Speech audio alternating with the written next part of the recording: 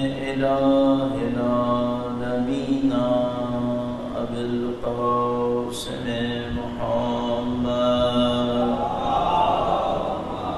صل على محمد وعلى آله الطيبين الطاهرين سيما بقية الله في الأراضين.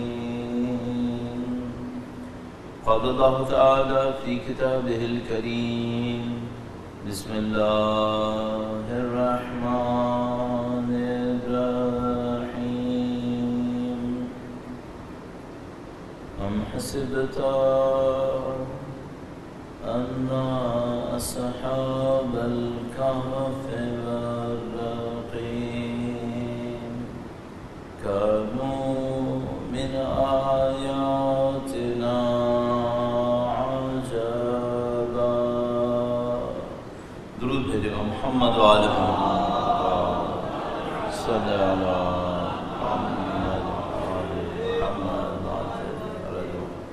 پروردگار عالم کا انتہائی لطف و کرم ہے، انتہائی احسان ہے. اس نے ہمیں دین کی معرفت نصیب فرمائی، قرآن و اہل بیت اطہار علیہ السلام کی ہدایت نصیب فرمائی. بہت سارے لوگ جو اہل بیت سے وابستہ نہیں ہیں وہ شب جمعہ کی فضیلت کو نہیں جانتے.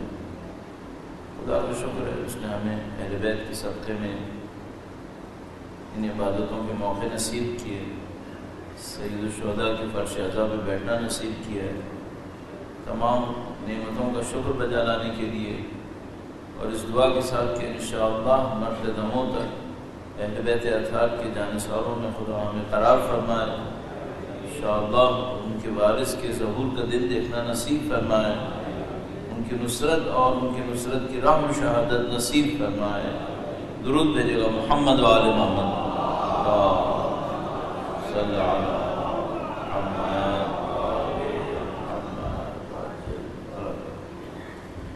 خدا تعالیٰ نے انسان کو جس زندگی سے نوازا ہے وہ زندگی صرف اس دنیا کے اندر محدود نہیں ہے.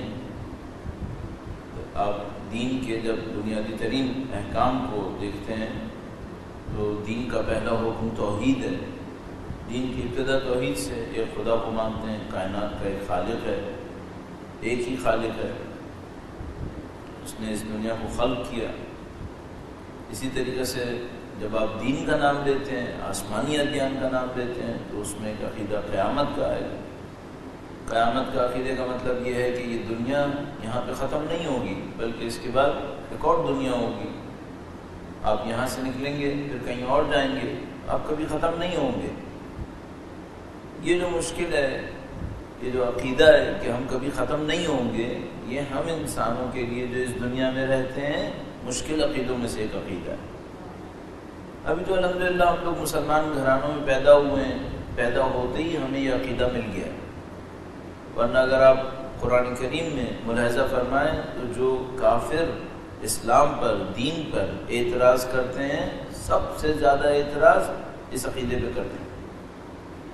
سورہ یاسین نے اس کو کتنا اچھا مثال کے طور پر بیان کیا کہ مثلا ایک کافر ہڈیوں کا چورا ہاتھ میں لے کر اسے پھونک مارتا ہے اور اس چورے کو اڑا کر کہتا ہے کہ کون اس کو دوبارہ زندہ کرے گا. اور خدا تعالیٰ فرماتا ہے یحییھا الذی انشأھا اول مرۃ، وہی زندہ کرے گا جس نے ان ہڈیوں کے چوروں کو پہلے نہ ہونے سے بنایا تھا. پہلے تو یہ چورا بھی نہیں تھا، کچھ بھی نہیں تھا، تو خدا نے اس سے بنا دیا تھا. تو جو خدا نہ ہونے سے کچھ بنا سکتا ہے، جو زندگی گزارنے کے بعد مر گیا، اس کا جسم ختم ہو گیا، اس کی ہڈیاں رہ گئیں، ہڈیوں کا چورا بن گیا. فرض کرو چورا بھی نہ ہو، وہ بھی زمین کے اندر ختم ہو جائے، بالآخر نہ ہونے سے جو بنا سکتا ہے تو اب کچھ ہونے کے بعد بنانا اس کے لیے کیا مشکل ہے، دوبارہ بنا دے گا. لیکن یہ عقیدہ بہرحال لوگوں کے لیے مشکل تھا، اس کے اوپر بہت زیادہ اعتراض کرتے تھے. تو اب مثلا حساب کرتے ہیں کہ قرآن کریم میں اگر موضوعات بنائے جائیں تو کم از کم 1/3 1/3 قرآن کریم نے آخرت پہ بات کی ہے، قیامت کے اوپر بات کی ہے، اور مثلا اس کے مختلف مراحل کو بیان کیا ہے۔ پچھلے سالوں میں جو ہم نے یہاں پر مجالس عرض کی، اس کے اندر اس عقیدے کے اوپر کافی بیان کیا کہ برزخ کسے کہتے ہیں، مثلا صراط کیا ہے، جنت اور جہنم کے بارے میں اجمالی عقیدہ کیا ہے۔ یہ سب کا سب وہی ہے کہ مرنے کے بعد آپ کے پاس ایک زندگی ہے اور اس زندگی کو دیکھنا ہے، یہ ہمیں اجمالی طور پہ پتہ ہے۔ لیکن اس دنیا کے بارے میں کیا کہتے ہیں؟ اس دنیا کے بارے میں یہ کہیں گے کہ یہ دنیا ایک اعتبار سے بڑے دھوکے کی جگہ ہے، بہت دھوکہ ہے یہاں۔ کیوں دھوکہ ہے؟ ہر چیز اس کی چھپی ہوئی ہے، اس کی ہر چیز چھپی ہوئی ہے۔ ویسے تو ہم لوگ کہتے ہیں غیب کا علم، اس دنیا کے علم کو ہم کہتے ہیں غیب کا علم۔ جب عوامی طور پہ گفتگو ہوتی ہے تو لوگ کہتے ہیں کہ بھئی یہ تو سامنے ہے، اور وہ جو دنیا ہے، برزخ ہے، صراط ہے، محشر ہے، آخرت ہے، یہ غیب کا علم ہے۔ لیکن اگر ایک معنی میں دیکھیں تو وہاں پہ جو پہنچ جائے اس سے کچھ چھپا ہوا نہیں ہوتا، یہاں چھپا ہوا ہوتا ہے۔ مثال عرض کروں گا، درود بھیجے گا محمد و آل محمد صلی علی محمد آل محمد۔ ایک دفعہ اہل بیت اطہار علیہ السلام کے احترام میں وقت کے امام کی نظر لطف کو حاصل کرنے کے لیے مل کر درود بھیجے محمد و آل محمد صلی علی محمد و آل محمد۔ اللہم صلی علی محمد اس دنیا میں کوئی چیز چھپی بھی نہیں ہوتی، اس دنیا میں ہر چیز چھپی بھی ہوتی ہے۔ وہ کیسے؟ اس دنیا میں مثلا برزخ میں بیان کرتے ہیں کہ انسان برزخ میں زندگی گزار رہا ہوگا۔ اب یہ برزخ کی زندگی کیسی ہے؟ بہت ساری روایات کے مطابق، پچھلے سالوں میں عرض کر چکا آپ کی خدمت میں، ایک سفر کی طرح ہے۔ ایک جگہ رکتے ہیں، پھر دوبارہ آگے جاتے ہیں، پھر کچھ لوگ وہیں رکے رہ جاتے ہیں، کچھ لوگ کسی جگہ کے اوپر بہت لمبی مدت رکتے ہیں۔ کیوں رکتے ہیں؟ اخلاق کی وجہ سے۔ اگر کسی کے اخلاق اچھے ہوتے ہیں تو ایک منزل سے دوسری منزل تیزی سے جاتا رہتا ہے، کسی کے اخلاق برے ہوتے ہیں تو وہ مثلا اس منزل کے اندر بہت لمبی دیر رک جائے گا۔ مثلا فرض کر لیتے ہیں، ایسی میں عرض کر رہا ہوں، مثلا ایک منزل آئی والدین کے حقوق کی۔ اب اگر کسی نے والدین کے حقوق کو دیا تھا، انجام دے دیا تھا، اس کے لیے وہ منزل آسان ہو گئی، وہاں آئے گا، رکے گا، تیزی سے چلا جائے گا۔ لیکن خدا نہ کرے نعوذ باللہ تعالیٰ، اگر اس شخص نے والدین کے حقوق میں کوتاہی کی تھی، اب ممکن ہے کئی 100 سال، کئی 1000 سال وہیں پہ رکنا ہوگا، اور وہ تمام مسائل جھیلنے پڑیں گے، پھر وہاں سے نکلے گا آگے۔ تو یہ سمجھ میں آتا ہے کہ برزخ کی زندگی کچھ منازل میں ہے، منزلوں کے اندر ہے۔ بہت ساری کتابیں اس کے اوپر لکھی گئی ہیں، آخرت کا سفر، برزخ کا سفر، اس طرح کر کے بہت نفیس کتابیں ہیں جو انسان کی روح کو متاثر کر دیتی ہیں۔ تو وہاں پہ مثلا اگر آپ ایک منزل پر ہیں اور اچانک آپ کو کوئی نعمت ملی جو آپ ایکسپیکٹ نہیں کر رہے تھے کہ بھئی یہ نعمت میرے حساب میں ہوگی، مجھے ملنے والی ہوگی، اچانک ملی، تو مثلا آپ کو پتہ چلے گا کہ فرض کر لیتے ہیں کہ آپ کی اولاد نے کوئی نیک کام انجام دیا اور اس کا ثواب اپنے باپ کے لیے ہدیہ کیا، تو آپ کو فوراً پتہ چل جائے گا کہ یہ جو نعمت ملی ہے، یہ نعمت اس مثلا ایصال ثواب کی ہے جو میرے فرزند نے انجام دیا ہے، یا مثلا کسی اجنبی نے انجام دیا آپ کے لیے، آپ کو پتہ چل جائے گا۔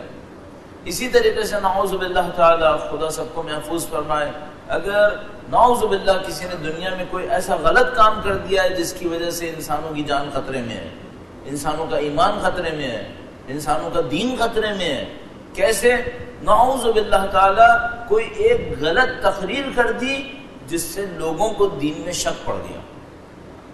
اب وہ بندہ تو مر گیا، وہ تقریر باقی ہے، کتاب ایسی لکھ دی جس سے لوگوں کا دین خطرے میں پڑ گیا، بندہ تو مر چکا ہے، کتاب تو باقی ہے۔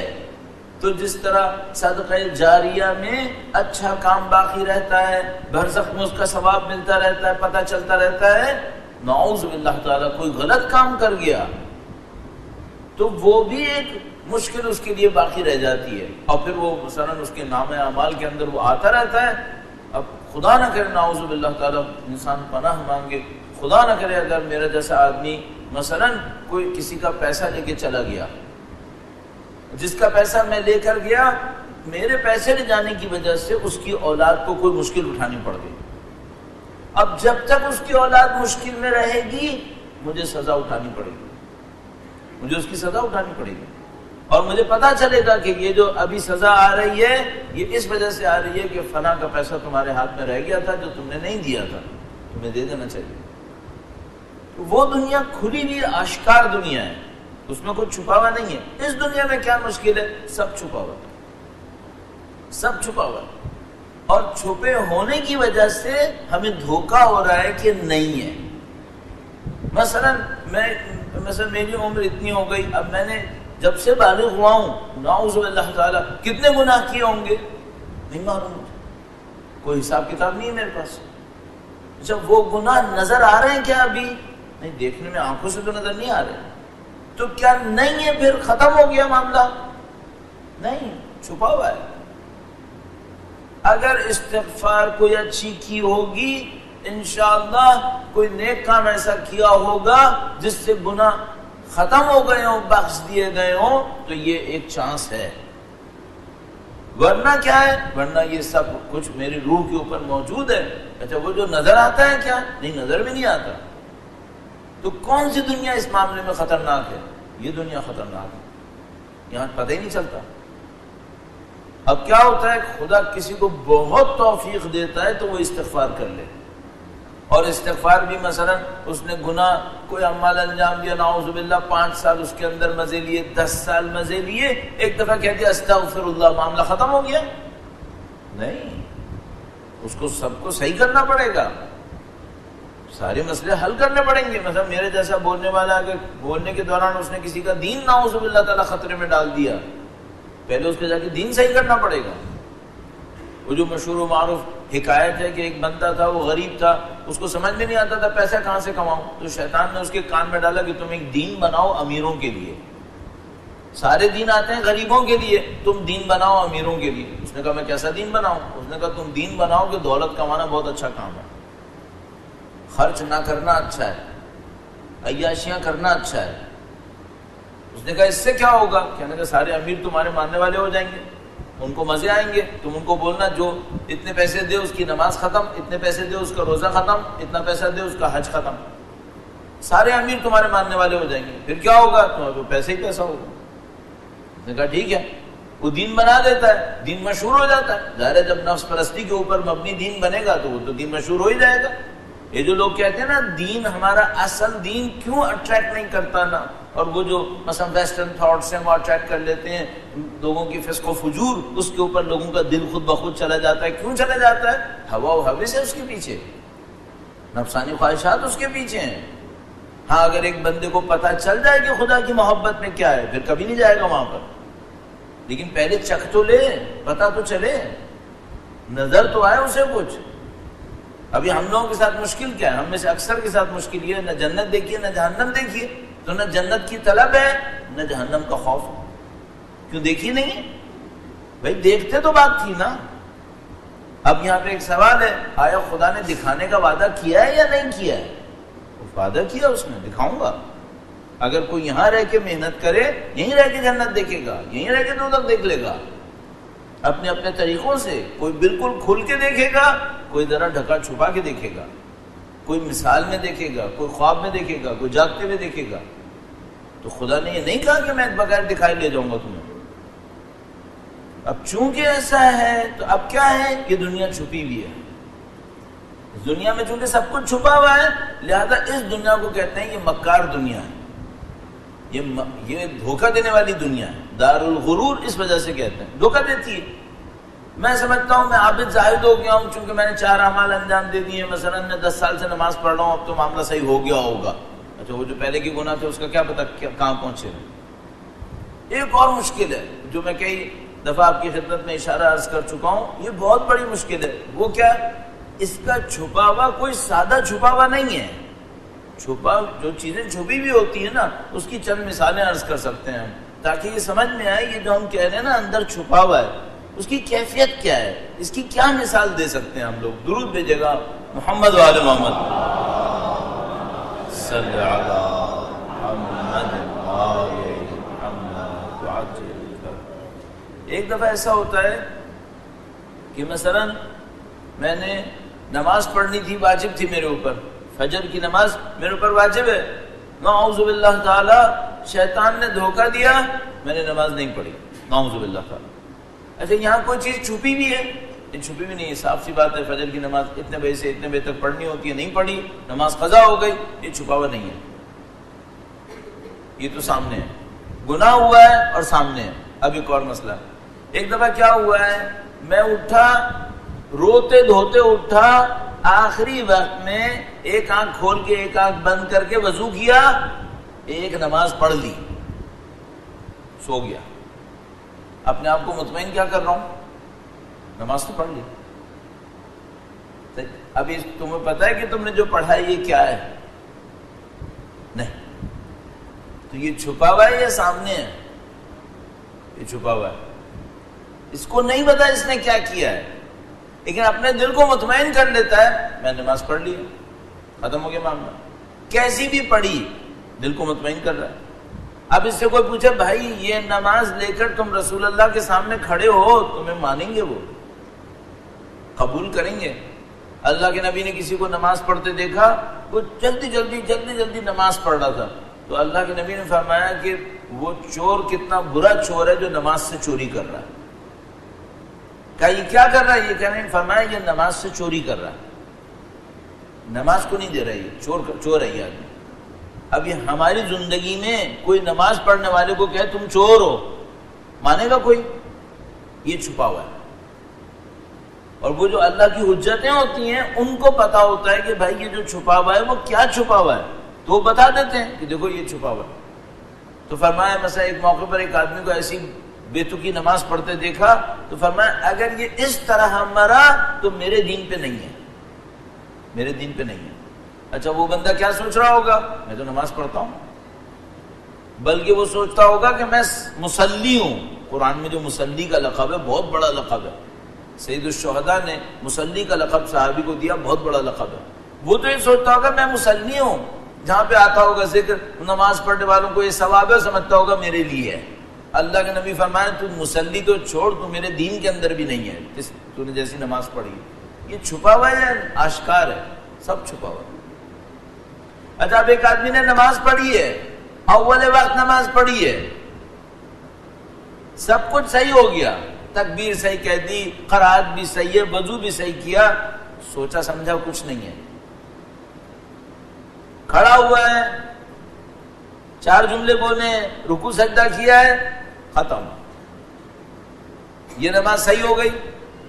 دیکھنے میں تو بہت صحیح ہے، اول وقت پڑھی ہے، وضو بھی صحیح کیا تھا، قرات بھی صحیح ہے، بلکہ ممکن ہے قرات اتنی اچھی ہو کہ پیچھے والے جو دیکھ رہے ہوں وہ کہیں بھائی ماشاءاللہ کاش خدا ہمیں ایسا بنا دے۔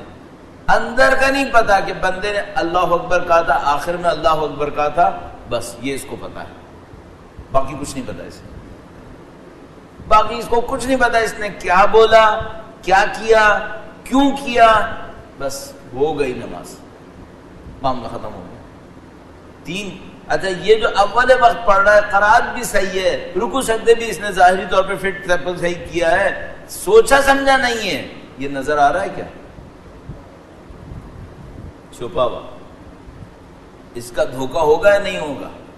بہت زبردست دھوکہ ہوگا، بہت اچھا دھوکہ ہوگا اس کا۔ اچھا اب ایک آدمی نے نماز پڑھی ہے، آنسو بہائے، اس نے جناب علی جب کہنا شروع کیا مثلا ایاک نعبد و ایاک نستعین، آنسو بہا رہا ہے، سارے کام کر رہا ہے، صرف ایک مصیبت ہے، کسی کو دکھانے کے لیے کر رہا ہے۔ لہجہ بھی صحیح ہے، قرات بھی صحیح ہے، ظاہر متواضع ہے، آنسو بھی بہاتا ہے، اللہ کی راہ میں انابہ کر رہا ہے، اللہ انابہ کرنے والوں کو پسند کرتا ہے، گریہ کرنے والوں کو پسند کرتا ہے، سب کچھ ظاہری طور پہ صحیح ہے، صرف ایک مصیبت ہے، نیت خراب ہے، نیت خراب ہے۔ یہ کسی کو پتہ چلتا ہے کیا؟ نہیں، یہ سب چل رہا ہوتا ہے، یہ اس دنیا کا دھوکہ ہے۔ اب ان کے پیچھے یہ جو میں نے ابھی آپ کی خدمت میں چھپا ہوا ہے، چھپا ہوا ہے، چھپا ہوا ہے، یہاں تک کے جو دھوکے ہیں نا، یہ بندے کو شاید کبھی سمجھ میں آ جائیں، ایک اور چیز ہے، شاید بندے کو بھی کبھی سمجھ میں نہ آئے، بھائی اگر میں نے توجہ سے نماز نہیں پڑھی، الحمدللہ قل ہو اللہ سب کچھ پڑھ لیا، میرا دماغ کہیں اور تھا، مجھے تو پتا ہے نا میرا دماغ کہیں اور تھا، نعوذ باللہ تعالیٰ ریاکاری کر کے نماز پڑھی، روتے ہوئے پڑھی لیکن ریاکاری کر کے پڑھی، یہ مجھے تو پتا ہے نا میں ریاکاری کر رہا ہوں، دکھانے کے لیے پڑھ رہا ہوں۔ اب ایک مثال اور دیتا ہوں، خود بندے کو نہیں پتا میں نے کیا کیا، اتنا چھپا ہوا معاملہ ہے، اندر کا معاملہ خود بندے کو نہیں پتا۔ ایک مثال عرض کرتا ہوں، درود بھیجے گا محمد و آل محمد صلی علی محمد و آل محمد وعجل فرج۔ ان واقعات میں سے جو آپ کو ہمیں پتہ ہیں، جو ہم نے بچپن سے سنے، مجالس میں آپ نے سنے ہوں گے، ہم نے بھی کبھی سنا دیے ہوں شاید۔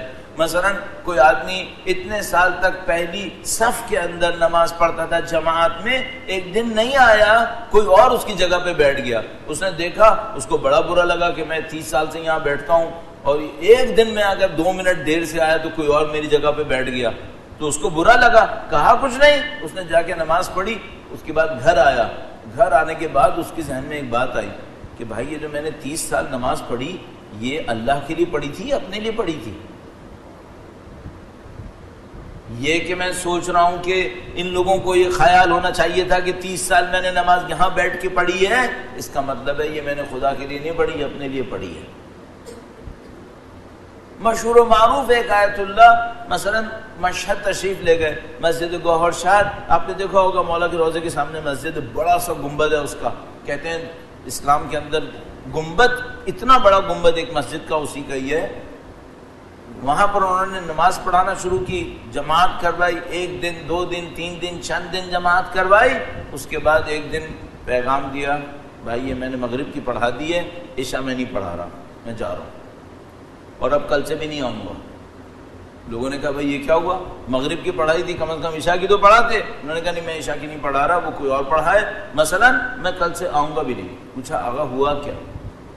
کہا ہوا یہ کہ میں مغرب کی نماز کے لیے کھڑا ہو رہا تھا، میں نیت باندھنے والا تھا، پیچھے سے کوئی آنے والا تھا، اس نے کہا یا اللہ تاکہ میں ابھی تھوڑا سا وقت لگاؤں، میں رکوع سے سر نہ اٹھاؤں، تو اس نے کہا یا اللہ، وہ اتنی دور سے آواز آئی یا اللہ، میرے نفس نے کہا کہ جماعت بہت بڑی ہو گئی ہے، کہنے میں سمجھ گیا یہ خدا کے لیے نہیں ہے، یہ خدا کے لیے نہیں ہے۔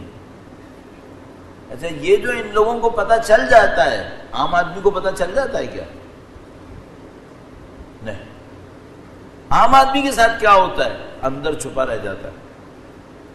اب وہ جو اندر چھپا رہتا ہے وہ کیا کرتا ہے؟ وہ اس کے ساتھ کھیلتا ہے، وہ اس کے ساتھ کھیل رہا ہوتا ہے۔ انسان کے پیچھے جو غلطیاں ہوتی ہیں وہ 2 جگہ سے بہت زیادہ آ سکتی ہیں۔ ایک تو یہ کہ مثال کے طور پر وہ اپنی عقل سے کوئی غلط کیلکولیشن کر لے، عقل سے غلط کیلکولیشن کر لے، دماغ میں دین صحیح نہیں آیا، غلط دین لے کے چلا، غلطی کر رہا ہے، ایک تو یہ ہوتی ہے۔ دوسری کیا ہوتی ہے؟ دوسری یہ اندر والا انسان، اس کی غلطیاں اندر جمع ہو رہی ہیں، اس کو بھی نہیں پتا کتنی جمع ہو گئی ہیں۔ اتنی اس کے اندر باریکی نہیں تھی کہ اس بات کو سمجھ سکتا ہوتا کہ بھائی یہ میرے ساتھ کیا ہو رہا ہے، وہ اتنی جمع ہو گئی ہیں۔ اب وہ جو اندر والا گمراہ انسان ہے اس نے اپنے آپ کو چھپا لیا ہے، اتنا زبردست چھپایا ہے کہ خود بندے کو نہیں پتا کہ میرے اندر شیطان بیٹھا ہوا ہے، اس کو نہیں پتا۔ اب وہ اندر سے کھیلتا ہے، اس کو پتہ بھی نہیں چلتا۔ ایک مثال دیتا ہوں آپ کی خدمت میں، درود بھیجے گا محمد و آل محمد صلی اللہ محمد و آل محمد وعجل فرج۔ تھوڑی سی سخت مثال ہے، تھوڑی سی سخت ہے، یعنی سمجھنے میں سخت نہیں ہے، کہنے میں سخت ہے۔ وہ کیا ہے؟ فرض کریں میں ایک کلاس میں بیٹھا ہوا ہوں، استاد نے جو بھی پڑھانے والا ہے، جو بھی بولنے والا ہے، ممکن ہے کہ مجلس ہو، جو بھی مجلس پڑھنے والا ہے، انہوں نے ایک بات کہی ہے، ایک واقعہ سنانا شروع کیا۔ اچھا یہ واقعہ مجھے پہلے سے پتا ہے، انہوں نے ایک بات کہنا شروع کی، کوئی روایت، کوئی واقعہ، وہ مجھے پہلے سے پتا ہے۔ اب میں کیا کرتا ہوں؟ میں سر ہلا ہلا کے اس کو بتاتا ہوں یہ مجھے پتا ہے، صحیح، یہ خدا کے لیے ہل رہا ہے؟ کس کے لیے ہل رہا ہے؟ یہ اپنی شوبازی کے لیے ہل رہا ہے. زبان سے کچھ بولا ہے کیا؟ نہیں، صرف سارے لایا ہے. یہ توحید ہے. کس کے لیے؟ اتنا باریکی میں انسان پھنستا ہے. مثلا یہ تو میں نے ادھر رکھ کے دیا نا، اپنے اوپر رکھتا ہوں. مثلا میں آپ کے سامنے ایک پوائنٹ عرض کرنا چاہ رہا ہوں. اچھا مجھے پتا ہے یہ پوائنٹ بہت زبردست ہے. اب میں کیا کروں گا؟ آپ کو دکھاؤں گا کہ میں بہت عالم آدمی ہوں اور بہت میں نے محنت کر کے یہ پوائنٹ نکالا ہے. کوئی محنت نہیں کی ہوگی. آج دوپہر ایک کتاب پڑھ رہا ہوں گا، اس میں نکل آیا تھا. میں نے نکالا بھی نہیں تھا، کسی اور کا لکھا ہوا تھا. میں بتاؤں گا کہ میں نے کسی اور کا پڑھا ہے. دکھاؤں گا ایسا جیسے میرا پوائنٹ ہے، میں نے بنایا ہے. اچھا یہ خدا ہے، یہ خدا کے لیے کیا ہے. ہم لوگ اس مشکل میں پھنسے ہوئے. یہ جو اندر کا شیطان ہے نا، وہ اتنا باریک، اتنا ہوشیار اور مکار شیطان ہے جو اندر بیٹھتا ہے، اور اس کے بعد پھر وہ اندر بیٹھ کے کھیلتا ہے، اور سامنے والے بندے کو پتہ بھی نہیں چل پاتا کہ یہ اندر سے کھیل کیا رہا ہے میرے ساتھ. پتہ بھی نہیں چلتا. 20 سال 25 سال گزر گئے، پھر اگر توفیق الہی شامل حال ہوئی، اسے پتہ چلے گا کہ بھائی یہ 25 سال میں نے شرک میں گزارے ہیں. یہ توحید نہیں تھا، شرک تھا.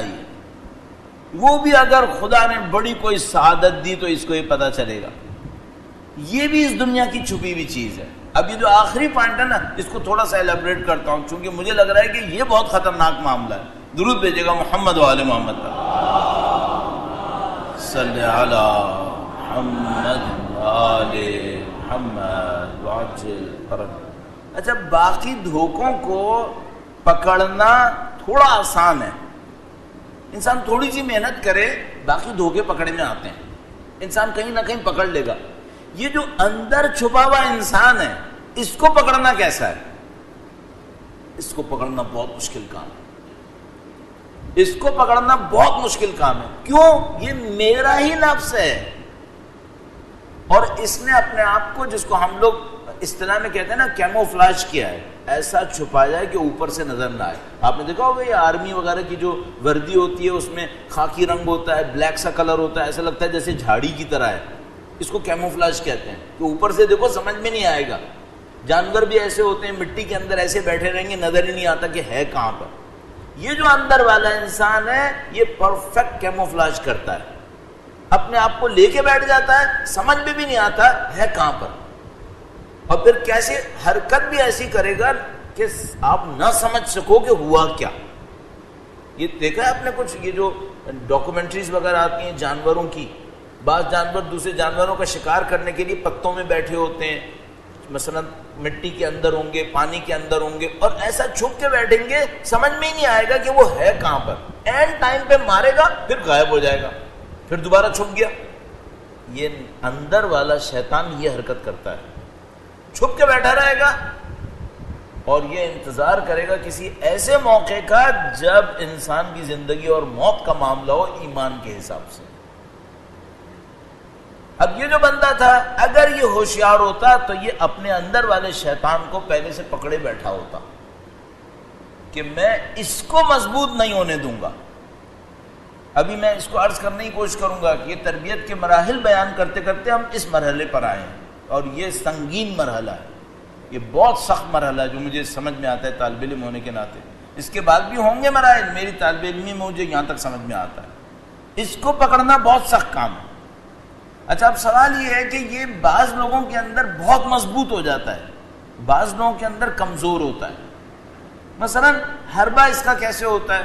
ایک مثال آپ عرض کرتا ہوں، آپ نے یقیناً سنی ہوگی، بہت ساری چیزیں ہم سناتے ہیں دوبارہ تاکہ موضوع سے مرتبط ہو جائے کسی طریقے سے.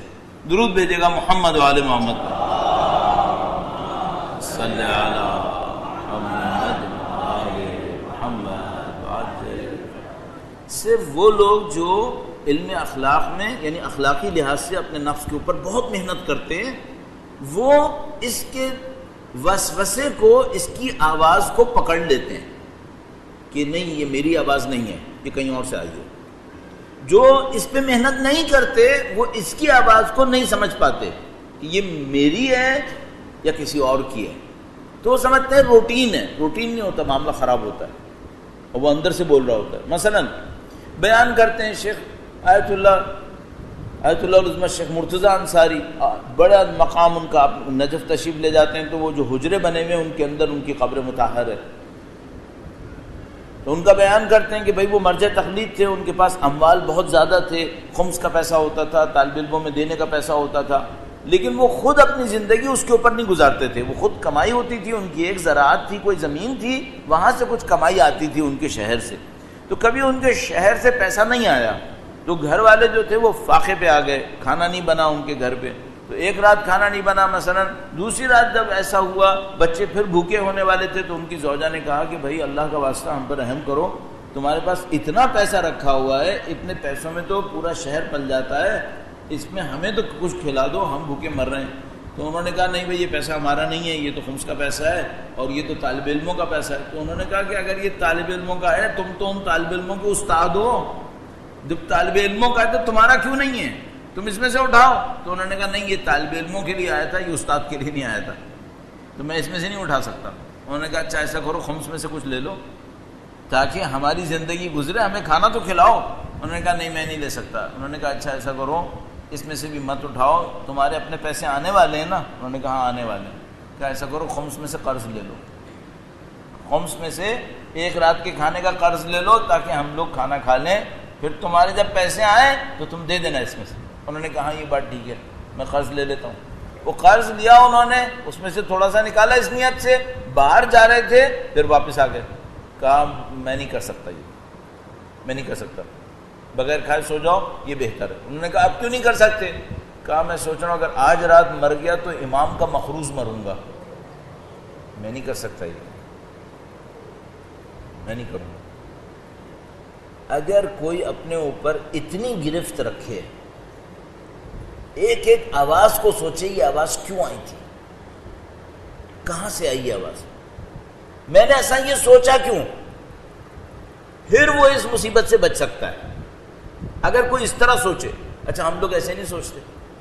مثلا میں کہیں بیٹھا ہوں, کوئی تعریف کر رہا ہے میری, اچھا مجھے اچھی لگ رہی ہے, میں بھی سن رہا ہوں, اس کو یہ بولوں گا نہیں کہ بھائی منہ پہ تعریف کرنا کسی کو قتل کرنے کے برابر ہوتا ہے, مت کرو یہ کام, کیوں میری زندگی کے پیچھے پڑے ہوئے ہو.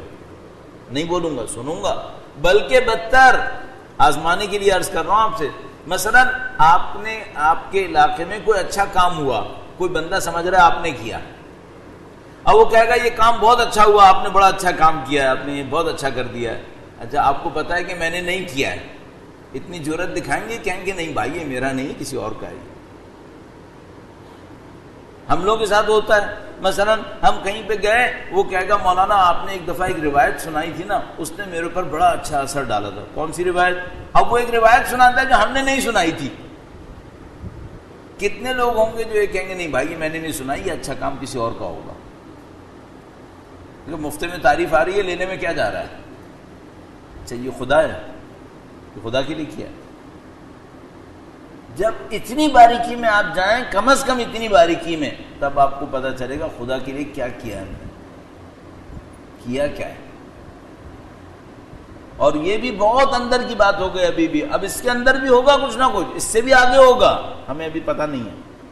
ابھی اتنا تک سوچتے ہیں, اتنا تک سوچیں, اپنے آپ کو پکڑنے کی کوشش کریں. ایک ایک بات کے پیچھے جائیں, اپنے اندر سے پوچھیں کہ میرے اندر یہ خیال کیوں آیا. اس کا مطلب ہے اندر والا انسان ابھی تابعدار اللہ کا بندہ نہیں بنا ہے, ابھی اس کی خواہش کچھ اور ہے. اب اس کو کسی اور طرح عرض کرنے کی کوشش کرتا ہوں. درود بھیجے گا محمد و آل محمد صلی علی محمد و آل محمد عدل فرد. اچھا یہ جو قرآن کریم میں خدا ہم سے کہتا ہے یہ کہو, مثلا سورہ فاتحہ میں پروردگار ہم سے کہتا ہے کہ کہو ایاک نعبد و ایاک نستعین, اے اللہ ہم تیری بندگی کرتے. یہ زبان سے ہے, عمل سے ہے, یا وہ اندر والے انسان سے ہے؟ یہ کون سی والی ہے؟ آیا خدا ہم سے یہ کہہ رہا ہے کہ یہ کہو خدایا ہم زبان سے تیری بندگی کرتے ہیں, بس یہ چاہتا ہے خدا؟ یا نہیں؟ مثلا وہ کہے اے خدایا ہم عمل سے تیری بندگی کرتے ہیں، دل میں کچھ بھی کریں، یا نہیں؟ خدا ہم سے کہہ رہا ہے تم اندر سے جب تک میرے بندے نہیں بنو گے یہ بندگی ہوئی نہیں ہے ابھی۔ اس وجہ سے بندہ خدا بہت بڑا لقب ہے، اس وجہ سے عبد خدا اتنا بڑا لقب ہے کہ مثال کے طور پر آیت اللہ العظمیٰ مرحوم بہجت کی قبر کے اوپر لکھا ہے العبد، یہ بندہ ہے۔ یہ کون سا بندہ ہے؟ یہ زبان کا بندہ ہے، عمل کا بندہ ہے؟ نہیں، اندر سے بندہ ہے۔ اس نے اپنی اس آواز کو بھی بندہ بنا دیا ہے۔ اب ہمیں اور آپ کے ساتھ کیا مشکل آ رہی ہے؟ تربیت کہاں پر ہے؟ ابھی ہم لوگ پھنسے میں اوپر کہنے میں کہ بس بچے کو یہ سمجھا دیں کہنا کیا ہے، اور بچے کیا اپنے آپ کے لیے بھی یہی مصیبت ہے۔ ابھی ہم لوگ صرف ظاہر پہ بیٹھے ہوئے ہیں، اور اس کی وجہ سے کیا ہو رہا ہے؟ سکون نہیں ہے دلوں کو۔ اگر وہ اندر صحیح نہ ہو نا سکون نہیں آئے گا، سکون نہیں آئے گا۔ ایک مثال عرض کرتا ہوں، درود بھیجے گا محمد و آل محمد صلی علی محمد و آل محمد وعجل فرج اللہ اکبر یا رسول اللہ یا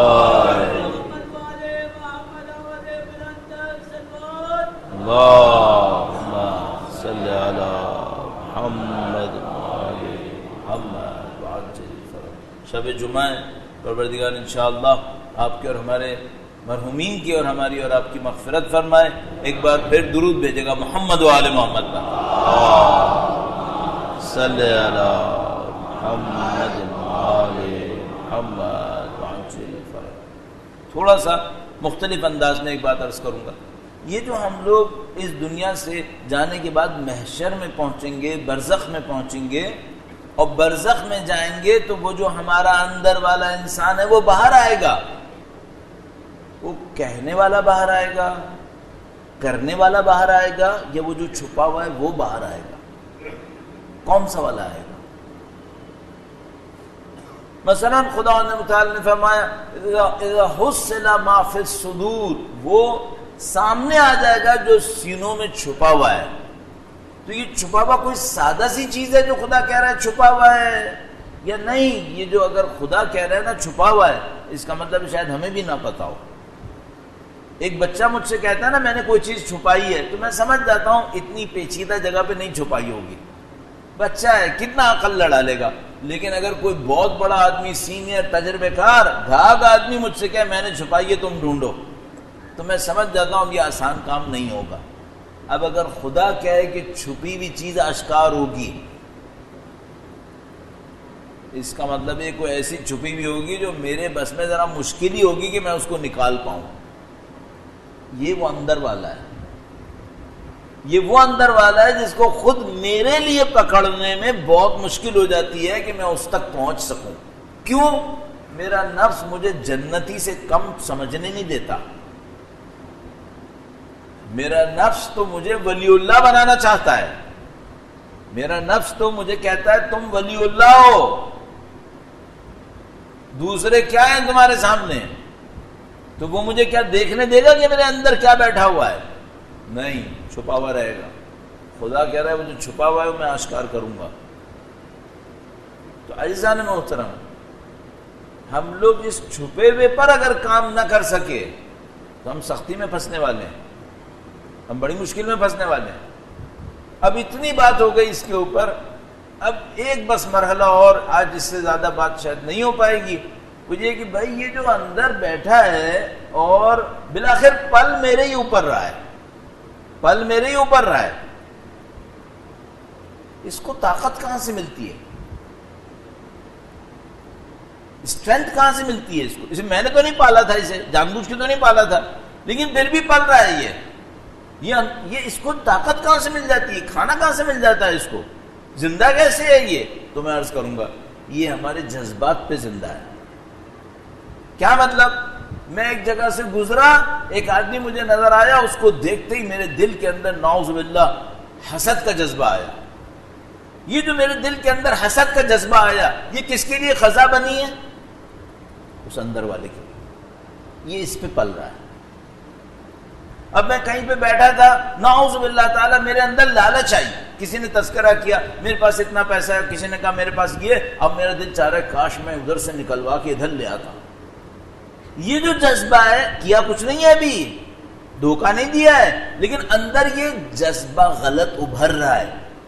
یہ کس کے لیے غذا بن رہی ہے؟ یہ اس اندر والے شیطان کے لیے غذا بن رہی ہے، یہ میرے جذبات پہ پل رہا ہے۔ اگر مجھے اس کو فاقہ دے دے کے مارنا ہے تو مجھے کیا کرنا ہوگا؟ اپنے جذبات کو صحیح کرنا ہوگا، اپنے جذبات کو صحیح کرنا ہوگا۔ مثال عرض کرتا ہوں آپ کی خدمت میں، درود بھیجے گا محمد و آل محمد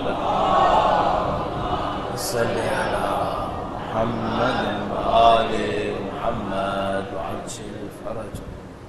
ایک بار پھر درود بھیجے گا محمد و آل محمد صلی علی محمد و آل محمد وعجل فرج۔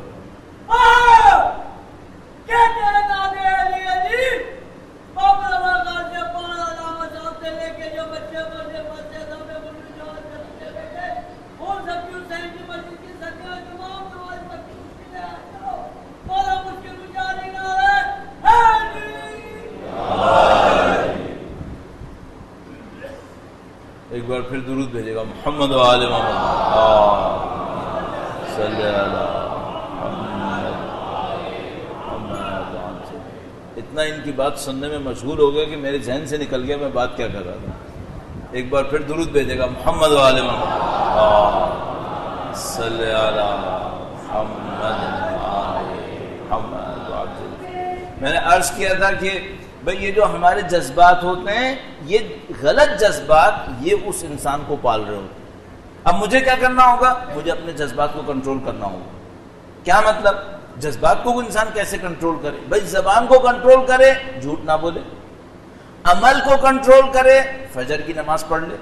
جذبات کو کیسے کنٹرول کرے؟ جذبات کو انسان کنٹرول کرتا ہے اپنے صحیح عقیدے کے ذریعے سے۔ جب اس کا عقیدہ سالڈ ہوتا ہے، صحیح ہوتا ہے، مضبوط ہوتا ہے، تو اس کے جذبات کنٹرول میں رہتے ہیں۔ مثال، شہید اول یا شہید ثانی، بھول جاتا ہوں ذہن میں، ان دونوں میں سے کسی ایک کا واقعہ ہے۔ دشمن کی قید میں پھنس گئے، اگلے دنوں میں، شاید اگلے دن یا ایک دو دنوں میں، ان کو جناب علی دردناک اذیتیں دے کر شہید ہونا تھا۔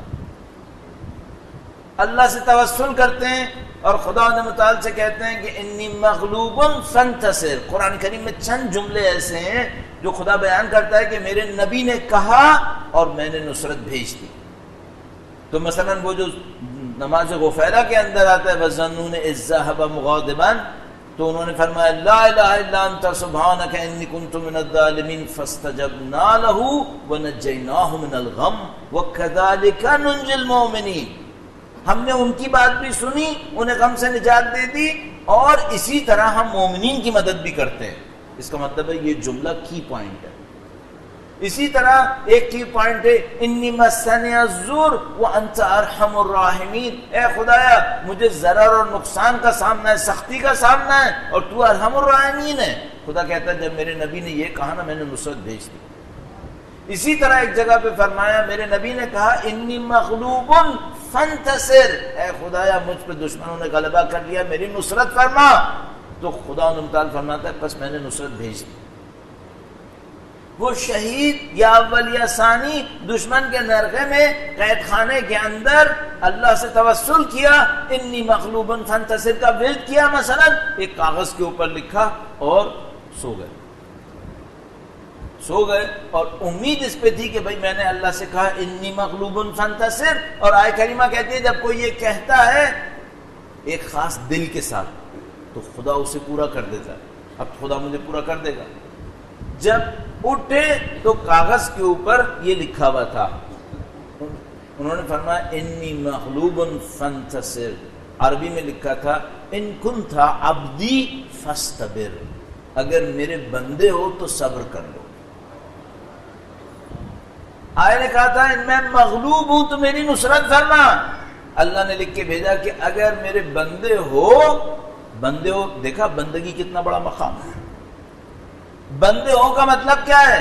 اگر تمہارا دل کوڑھے نہیں کہ تمہارے ساتھ کیا ہو رہا ہے، کوڑ رہا ہے تو میں تمہیں باہر نکالتا ہوں، لیکن پھر وہ مقام نہیں ملے گا جو ہم تمہیں دینا چاہ رہے تھے۔ اگر ہمارے بندے ہو، تمہارا دل نہ کوڑے، شکوہ نہ کرو کہ تمہارے ساتھ کیا ہو رہا ہے، تو پھر بیٹھ جاؤ، اس مشکل کو جھیل لو، ہم تمہیں ایسا مقام دیں گے جو بندوں کو دیتے ہیں۔ شہید نے پڑھا، کہا الحمدللہ رب العالمین، اب جو ہونا ہے ہو جائے۔ کیوں؟ زندگی میں بندگی کے سوا اور کیا چاہیے تھا؟ سب سے بڑا لقب ہی بندہ ہے۔ خدا متعال فرماتے ہیں سبحان الذی اسری بعبدہ لیلا، اپنے بندے کو خدا نے سیر کروائی، سورہ اسراء کے اندر معراج کے لیے فرمایا۔ تو کہا اگر بندہ نصیب ہو رہا ہے اس سے کہ میرا جسم ٹکڑے ٹکڑے ہو جائے، میرے جسم کو آگ لگا دیں، ٹھیک ہے، کوئی مسئلہ نہیں۔ اگر دل میں بھی کوڑ رہے ہوتے نا تو پھر خدا یہ موقع نہیں دیتا۔ اگر حضرت میثم تمار سولی پر جا کے کوڑ رہے ہوتے ہیں نا، نعوذ باللہ تعالی، کہ میں کیوں سولی چڑھ رہا ہوں، باقی سب تو صحیح ہے، میں کیوں سولی چڑھوں، تو پھر نہیں چڑھنا تھا، پھر معاملہ ختم تھا۔ یہ لوگ اتنے ماہر ہوئے، انہوں نے اپنے دلوں کو خدا کے سامنے تسلیم کر دیا۔ جب دلوں سے تسلیم ہو گئے، اب معاملہ ختم ہو گیا، اب خدا نے ان کی بندگی کو قبول کر لیا، بندوں کا مقام دے دیا۔ معمولاً ایسے لوگوں کی برکات شہادتوں کے بعد ظاہر ہوتی ہے، زندگیوں میں نہیں ملتا۔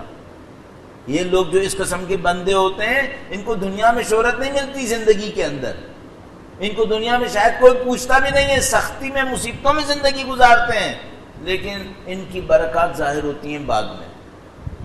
کس کی پیروی میں؟ جیسے اپنے مولا کی پیروی میں۔ زندگی میں تو کربلا ہوتی ہے، لیکن جب شہید ہو جاتے ہیں تو پھر کربلا بنتی ہے، پھر کربلا بنتی ہے۔ زندگی میں جو کچھ جھیلتے ہیں خاموشی سے اللہ کے سامنے، رضاً بقضائک تسلیما لامرک لا معبود سواک، جھیلتے چلے جاتے ہیں۔ پھر آخرت میں مقام نصیب ہوتے ہیں، دنیا کے اندر بھی مقام نصیب ہوتے ہیں، لیکن ظاہر میں دنیا کو سامنے جب تھے اس وقت نہیں ہو رہا ہوتا، اس وقت امتحان گزارتے ہیں اور خوشی خوشی امتحان دیتے ہیں، ہم لوگوں کی طرح کوڑ کوڑ کے نہیں دیتے۔ اور وہ مقام پھر اسی رضایت کے اوپر نصیب ہو رہے ہوتے ہیں۔ یہ دیکھیے جو جملہ سید الشہداء نے آخری جملے ارشاد فرمائے، وہ کیا فرمایا؟ رضاً بقضائک، خدایا میں راضی ہوں۔ کون کہہ رہا ہے کہ میں راضی ہوں؟ کون کہہ رہا ہے؟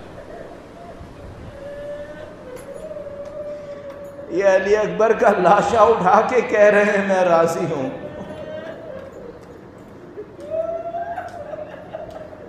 یا اللہ، کربلا میں اگر بس اتنا ہوتا نا، ایک علی اکبر جاتے شہید ہوتے امام حسین کی آنکھوں کے سامنے، یہ بھی بہت تھا۔ سید الشہداء علی اکبر کا لاشا اٹھا کر کہہ رہے ہیں خدایا میں راضی ہوں۔ آسان نہیں تھا یہ سید الشہداء کے لیے۔ سید الشہداء اللہ کی بندگی میں تھے، اس لیے سب کچھ جھیل لیا۔ ورنہ ذرا سا آپ تصور کرنا، اگر کسی کا اتنا جوان بیٹا ہو اور وہ جوان بیٹا آئے اور باپ سے کہے کہ بابا اجازت دو میں ٹکڑے ٹکڑے ہونے جاؤں، کیسا مقام تھا یہ؟ اگر پوری کربلا کا جائزہ لیں اور سید الشہداء کے رد عمل کو دیکھیں تو عزیزو، یہ جو روایات ہیں یہ بڑی عجیب روایات ہیں ہمارے پاس، کہ جب حضرت علی اکبر جا رہے تھے تو سید الشہداء نے فرمایا کہ اکبر میری طرف مڑ کے دیکھتے رہنا۔ یہ کیا ہے؟ سید الشہداء بتا رہے ہیں تم یہ نہ سمجھنا مجھے علی اکبر سے محبت نہیں ہے، محبت ہے، میں اپنے جگر کا ٹکڑا دے رہا ہوں اللہ کو۔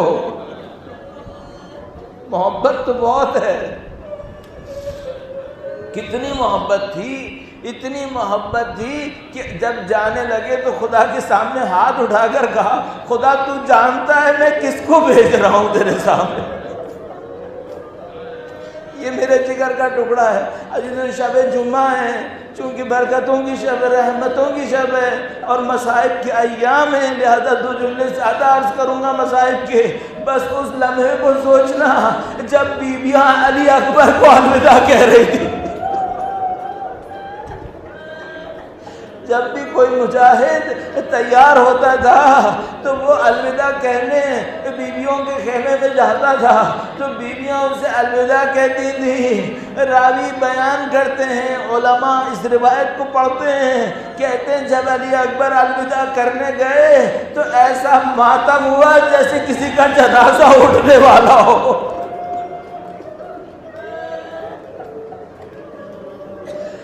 بڑے نفیس بیانات علامہ ذیشان حیدر جوادی صاحب مصائب کے اندر بیان فرماتے تھے، اعلی اللہ مقامہ الشریف۔ ایک موقع کے اوپر اتنا نفیس بیان ارشاد فرمایا، اہل بیت کے شاگرد کہتے ہیں جب علی اکبر آخری دفعہ خیمے سے نکلے تو کسی نے علی اکبر کی عبا کا دامن پکڑا۔ ذیشان حیدر جوادی صاحب کہتے ہیں شاید یہ کوئی بچی ہوگی جس نے علی اکبر کو بلایا ہوگا۔ مولا علی اکبر تشریف فرما ہوئے، دشمن سے لڑنے کے لیے گئے۔ بس وہ مشہور روایت آپ کی خدمت میں عرض کرنا چاہوں گا۔ بس ایک موقع تھا جب علی اکبر دشمن سے لڑتے لڑتے سید الشہداء کے پاس واپس آئے اور کہا بابا اگر ایک گھونٹ پانی کا مل جاتا تو میں ان دشمنوں کو جنگ دکھاتا۔ اگر ایک کرار کا ہوتا، اگر ایک گھونٹ پانی مل جاتا۔ عزیزو اب ذرا امام کے قلب مبارک میں دیکھنا، یہ حوض کوثر کا مالک ہے، علی اکبر جیسا بیٹا ایک گھونٹ پانی مانگ رہا ہے۔ ایک وہ علی اصغر تھا جس کو ایک گھونٹ پانی پلانے کے لیے حسین لے کر گئے تھے، ایک یہ علی اکبر ہے جو اپنے باپ سے ایک گھونٹ پانی مانگنے آیا۔ بس دوبارہ کہا بیٹا واپس جاؤ، تمہیں مولا علی مرتضیٰ پانی پلائیں گے، تمہیں فاطمہ زہرا پانی پلائیں گی، تمہیں محمد رسول اللہ پانی پلائیں گے۔ بس ایک موقع آیا، علی اکبر دشمنوں کی طرف واپس آئے، زمین پر گرے، السلام علیک اے میرے بابا، آخری سلام ہو آپ کو۔ عجیب قول ہے عزیزو، آپ میں سے کچھ لوگ ماشاءاللہ سید الشہداء کی محبت سے اتنا لبریز ہیں، الحمدللہ رب العالمین۔ ان کے لیے جملہ عرض کروں تو سید الشہداء نے کہا، بیان کرتے ہیں علماء پڑھا کرتے ہیں، کہا بیٹا آواز تو باپ کو دکھائی نہیں دے رہا۔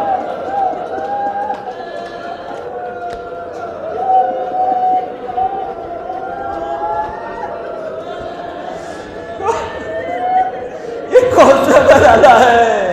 امام حسین فرمانے ہیں بیٹا آواز تو دکھائی نہیں دیتا۔ اب سید الشہداء علی اکبر کے لاشے کے اوپر پہنچ گئے ہیں۔ اب یہ منظر ہے، خدا جانتا ہے اگر بوڑھا باپ جوان کے لاشے پر پہنچ جاتا ہے نا تو رشتہ دار باپ کو علیحدہ کر دیتے ہیں کہ کہیں صدمے سے دل پھٹ نہ جائے۔ اب کوئی نہیں ہے لاشا اٹھانے والا، اور امام حسین نے لاشا اٹھانا ہے۔ گویا بی بی زینب خیمے تک آئی اور کہا بھیا اجازت دو میں آؤں لاشا اٹھاؤں۔ امامت کی محافظائیں، ان کو پتا ہے سید الشہداء کے دل میں کیا گزر رہی ہوگی۔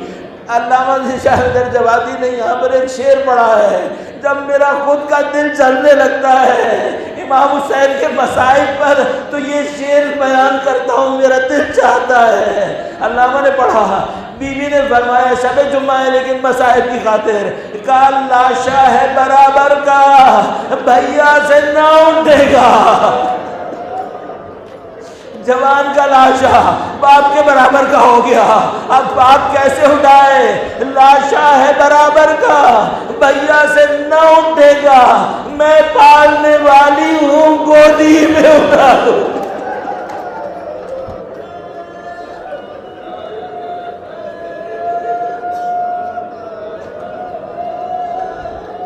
بات ہمیں اس سے